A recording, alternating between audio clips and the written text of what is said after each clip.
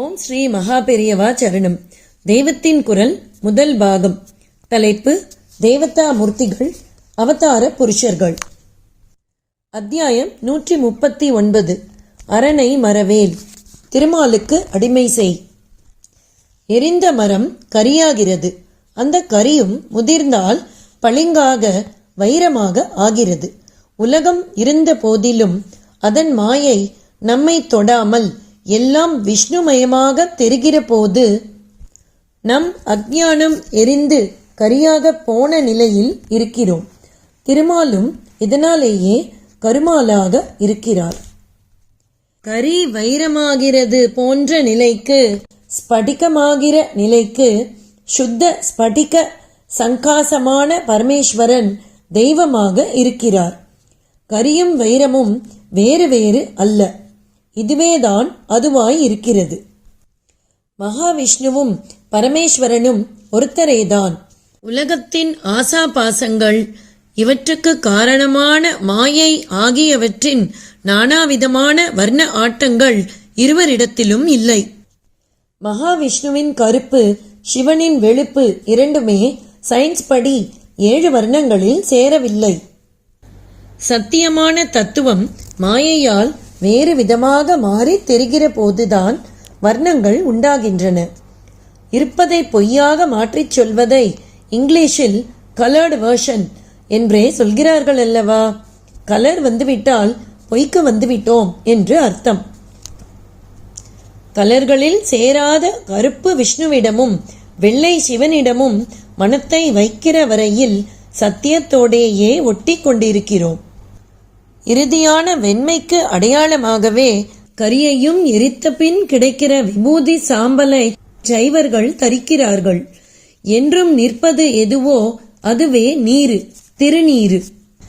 விஷ்ணுமயமான உலகத்துக்கு அடையாளம் மண், மரம், செடி, கொடி எல்லாமே மண்ணிலே பிறந்து மண்ணிலே வளர்ந்து முடிவில் மட்கி மடிகிற போது மண்ணே ஆகின்றன.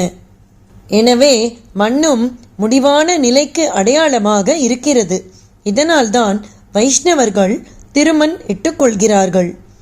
திருநீரும் திருமண்ணும் ஒரே தத்துவத்தை தான் காட்டுகின்றன. ஹரிஹர பேதம் இல்லாதது போல் அவர்களுக்குரிய சின்னங்களிலும் பேதம் இல்லை.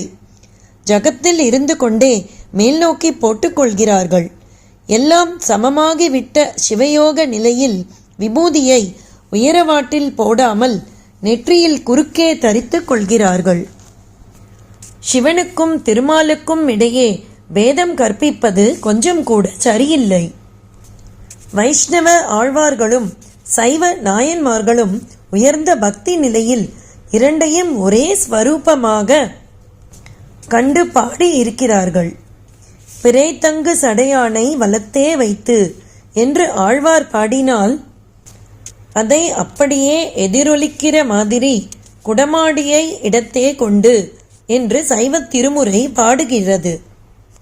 அதாவது கோபிகைகளோடு குடத்தை வைத்துக்கொண்டு நர்த்தனம் செய்த கிருஷ்ண பரமாத்மாதான் குடமாடி. தமிழ்நாட்டில் ஆதிகாலம் முதற்கொண்டு இந்த சமரச பாவம் இருந்து வந்திருக்கிறது. அதனால்தான் 27 நட்சத்திரங்களுக்குள் சிவனுக்குரிய ஆதிரை, விஷ்ணுவுக்குரிய ஓணம் ஆகிய 2க்கு மட்டும் திரு என்ற கௌரவ அடைமொழி சேர்த்து திருவாதிரை, திருவோணம் என்று சொல்கிறோம். குழந்தையாக இருக்கிற போதே இந்த சமரச உணர்ச்சி ஏற்பட வேண்டும் என்பதால்தான் அவ்வை பாட்டி ஆத்திசூடியில் அரணை மரவேல் என்றும் திருமாலுக்கு அடிமை செய் என்றும் உபதேசம் செய்கிறாள். ஒரே தெய்வத்தை இஷ்டமூர்த்தியாக கொண்டு வழிபடுவதே சித்த ஒருமைப்பாட்டுக்கு உதவுவதாக தோன்றலாம். இதில் நியாயம் உண்டு. இதனால் இன்னொரு மூர்த்தியை தாழ்வாக எண்ணக்கூடாது. தங்கள் இஷ்ட தெய்வத்தையே, பரம்பரையாக வந்த குலதெய்வத்தையே உபாசிக்கலாம். ஆனால் அப்போதும் ரூபமற்ற பரமாத்மாவையே நாம் இந்த ரூபத்தில் வழிபடுகிறோம். எனவே இந்த மூர்த்தி பரமாத்மாதான். அதே பரமாத்மா மற்ற ரூபங்களும் எடுத்துக்கொள்ள முடியும். அதாவது நம் தெய்வமே தான் மற்றவர்கள் வழிபடுகிற ஏனைய தெய்வங்களாகவும் உருவம் கொண்டிருக்கிறது என்ற அறிவு ஏற்பட வேண்டும்.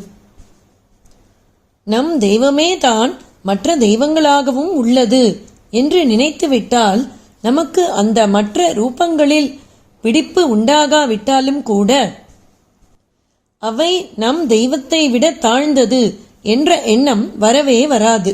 சமய சண்டைகளும் உண்டாகாது. எல்லாரும் ஒரே பரமாத்மாவின் குழந்தைகளாக அன்போடு ஐக்கியப்படுவதற்காக ஏற்பட்ட மதத்தில் தெய்வங்களின் பெயராலேயே சண்டையும் துவேஷமும் உண்டாகிற நிலை மறைந்து சௌஜன்யமும் சாந்தியும் நிலவும். ஓம் ஸ்ரீ மகாபெரியவா சரணம். ஜெய ஜெய சங்கர, ஹர ஹர சங்கர.